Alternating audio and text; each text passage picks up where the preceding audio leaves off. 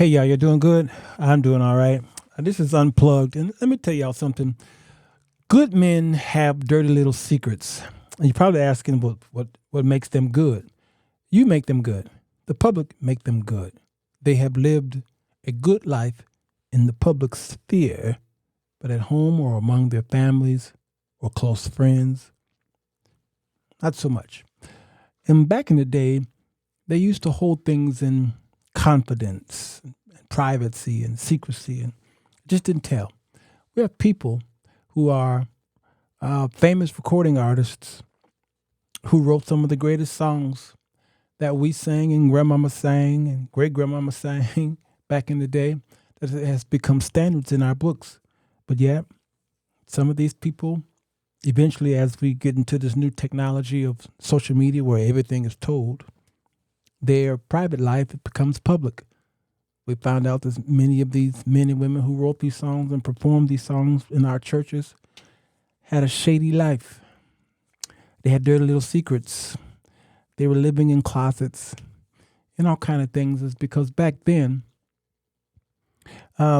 people took privacy and secrecy to heart, even if it might have been hurting the church or the state or the country. I'm going to talk about that on Sirwalterj Jones Unplugged.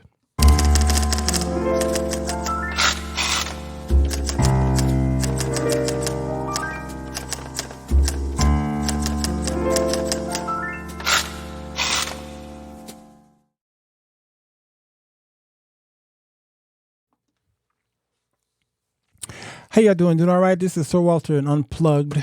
We air every night at 9 o'clock Central Standard Time. We want you to hit the share button and the like button and subscribe to the channel if you like. We talk about things that we don't talk about during the midday so that may not get distracted by a lot of the comments because comments distract me. We have fun, but I was looking at this website here, and I was looking at the title here is Celebrity Tragedies and Their Dark Secrets. Some of them I didn't know about. Jack Nicholson, the actor. Here's Johnny. His sister turned out to be his mother. They say it is Time magazine who dug out the 1976 that Jack Nicholson's sister is actually his mother, and the woman whom he thought was his mother was his grandmother. Wow. Tobey Maguire, his father, Rob Banks. Oprah Winfrey, we found out later on, she had a baby at the age of 14. She experienced considerable hardship during her childhood, including being raped at the age of 9 and becoming pregnant at 14. Her son died in infancy at the age of 9. Angelina Jolie, the former lover of the actress, became a godmother of her twins. The two actresses, Jenny and Angelina, are more than just friends. They are also ex-lovers, goes on. Woody Allen married his stepdaughter. We heard about that. Lisa Lou, I believe it is.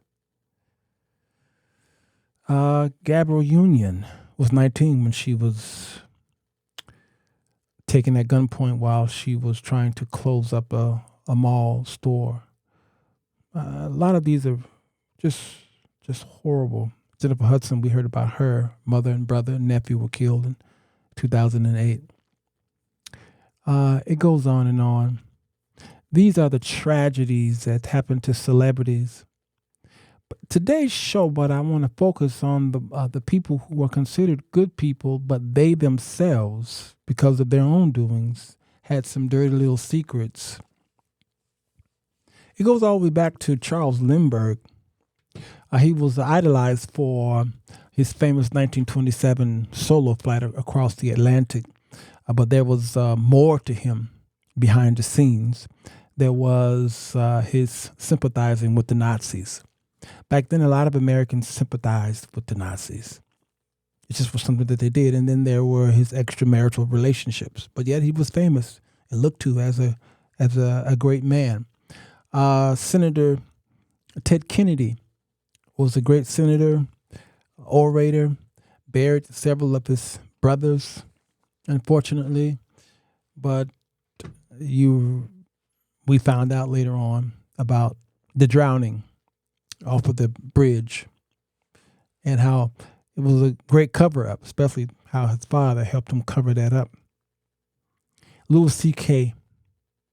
Unfortunately was doing something sexual. I can't really say the word. And Bill O'Reilly from Fox News, sexual harassment. Ellen DeGeneres, her show, she was looked to as being a very kind person, someone who, everybody seemed to love, but she had a toxic workplace.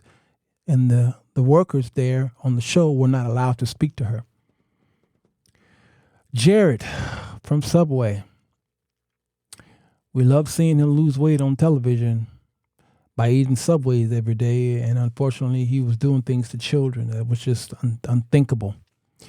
Bill Cosby was America's father, PhD,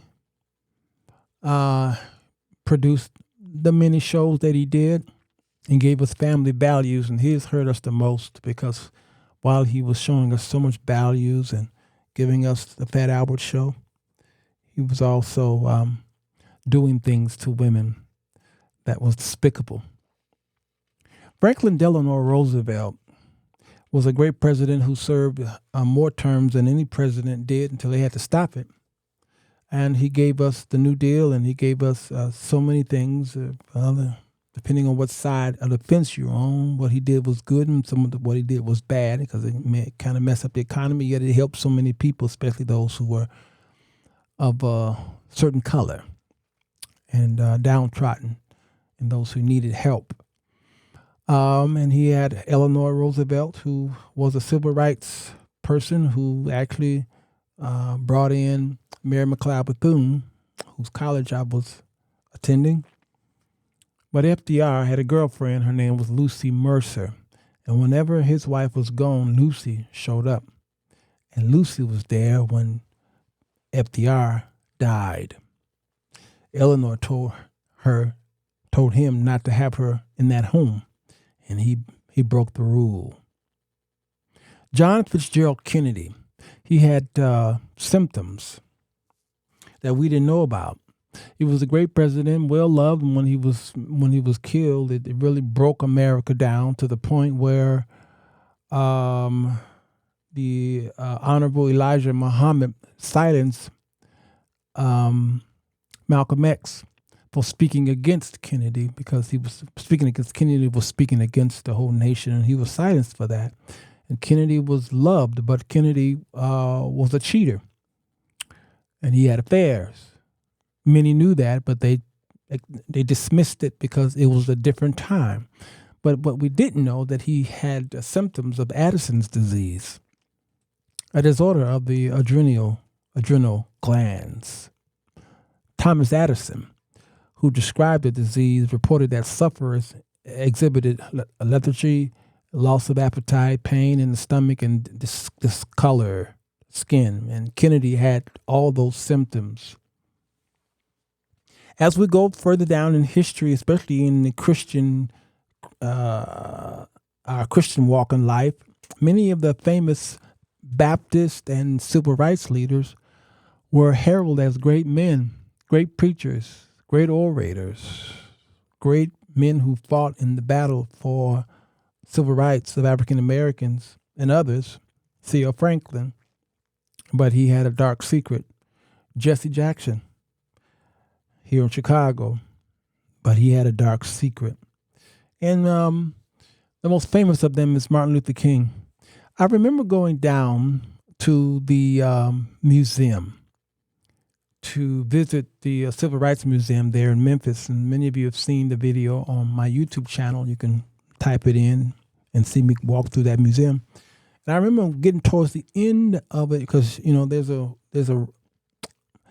there's a system that you go through when you go there, and then you end up right at his room where he supposedly got shot. Well, when I got to his room, there's a big window there where you can see into the room, and there's 2 beds there. And while I'm sitting there looking at it, taking pictures, One of the guides who were there said, "Now I'm not supposed to say this because I guess he saw me. I was dressed down to the T. I looked like somebody who was a reporter or something. I looked like I was somebody important." He said, "Let me tell you something." He said, "People don't know this. The people back in his time do."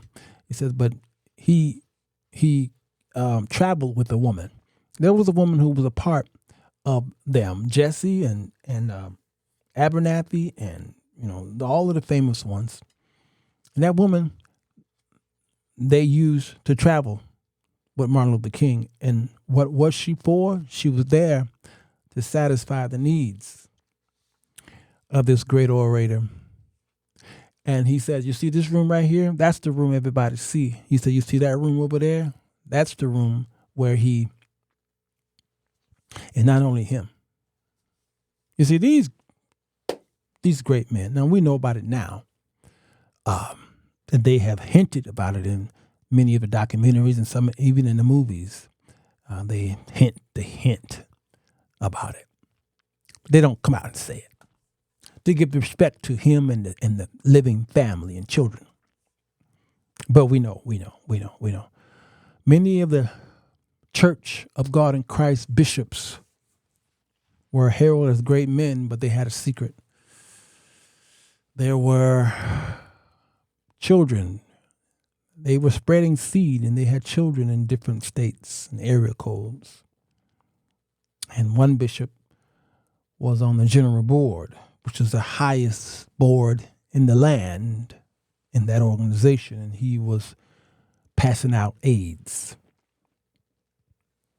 He was a homosexual. And they knew it. There are a lot of good men out there and women who did good things. Al Capone did good things, even though he was killing men.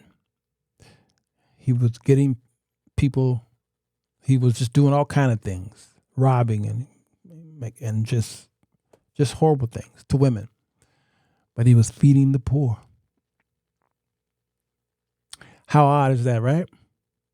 Even some of the serial killers, they're known for being murderers, but to another community, they're known for being good men. Jeffrey Dahmer, they loved him and in the building that he lived in Milwaukee. And right here in Chicago, John Wayne Gacy would paint his face, put on a clown nose and what have you, and he'd go out there and do parties for children. He was known in the neighborhood as being a good man, an upscale man who loved children. But he had men buried in his crawl space. Good men have dirty little secrets. All of you have a secret. All of us have secrets that we can't tell anybody what we did a long, long time ago. And some of us did it recently. And some of us did it last night. We have dirty little secrets. And you need to know that the scriptures is correct. What's done in the dark will come out. That scares me. And it should scare you all as well. And it won't come out, or it doesn't have to come out. It really depends on the situation. Once you get to know who Christ is. My Unplugged is a soft show where I talk softly. That's what I mean by soft. And I can talk to you like a father, like a brother, like a son, like a pastor. To remind you, don't remove the focus, your focus. You have to keep your focus properly. And now I get what Jesus was saying to John the Revelator about doing his first works all over. He was telling them, the church, to do that and return back to your first love. What we do is we get complacent and we're spending a lot of time on YouTube and other social media sites getting entertained by those who are called heretic chasers. And we're like, yeah, see, I knew it. I knew he was a skeezy. I knew it was going to come out one day. And God is in your house saying, hey, You forgot what you did? It was only 2 years ago. It was 5 years. It was 20 years. You remember when you did that and you was ashamed of it and you tried to bury it? And this is the same thing that Moses did. Moses killed a man and buried him in the sand. And he went on about his business but somebody saw it and they didn't say anything. I wonder why. And it was waiting on the right opportunity. And when Moses decided to go against authority, then they was like, yeah, and you killed the man and buried him in sand, and Moses had to run for his life. How much stuff did David do? Stuff that we don't even know about. We just see about what's in the scriptures, but there's so much. Jacob, a usurper, a trickster, had those 12 sons, and those boys, all of them, was jacked up. All of them, including the one who Jesus come out of, Judah, was playing, what do you call him, John. He was playing a John. A John is a man who picks up prostitutes. He didn't realize that it was his own daughter-in-law because she played the harlot. So many stories in the scriptures of men who were good men, but who had skeletons in their closets, dirty little secrets, and we know about them now because it was written. So I do these shows so that you could pay attention to the content and be reminded of some of the things that you might have done, so that when you point the finger at these men whose secrets have been exposed, you know how to pray for them. You pray for people as you would want them to pray for you. Now I get it. When Jesus said, do unto others as you would have them do unto you. He said, consider yourself while you're forgiving someone. I'm switching personalities from Jesus to Paul. Consider yourself lest you also are tempted. You see, when you restore someone back into that seat that they fell from, he says, how you restore them is more important than when you restore them. The how. The how. He says, restore them or forgive them. The spirit of meekness, love, and kindness, and thoughtfulness. That's where the fruit of the Spirit comes from. All those 9 must come into place before I allow you to have counsel with this guy. You're missing an ingredient? I can't use you. I need you to have all 9 of those characteristics. The first 3 is your relationship with God. Love, joy, peace. That is your portal to God. That second triune is your relationship with people, because they are supposed to see those attributes in you. And the last triune, the last set of 3, is that relationship between you and yourself. You're supposed to see and feel the long suffering and the faithfulness in yourself. You're supposed to see that. All right. And when those 3 entities come together, now you're ready to be able to properly judge someone in love and then restore them, because you have considered yourself. So these people who fall, now you know how to pray for them, to make sure that as you're praying for them, you're thinking of yourself. So Jesus was like, I'm going to give you, I went away, but I'm back. Jesus was like, I'm giving you a new commandment to love your neighbor like you love yourself. Why does he keep doing that? He keeps pointing it back to yourself. He keeps pointing it back to yourself. And then they will know that you are my disciples, what? By your love. Ooh, the dirty little secrets that I have, I can't. I just can't. I pray that y'all never find out what I did, either a long time ago or in current history. And I don't want to know what you did unless you want to volunteer it. And even then, I may not want to hear it. That's up to you and your God and the people who know what you did. So, why did I do this show? Because I want y'all to focus. Focus on how to intercede on behalf of others. I did the intercession show last week. You might want to go back to that and the Unplugged and listen again, because there is a method to my madness. I do these shows and I prepare them and I pre-record them early. I write them out and I do them in order so that you can see that there's a lesson there. All right? So treat this as a school. This is your curriculum. I love you all. I'll see you again. It's Thursday. I don't go live on Friday, but every now and then, if a breaking news come on, I'll do an unplug on Friday. Other than that, I'll see you next week. I love y'all. Sirwalterj Jones.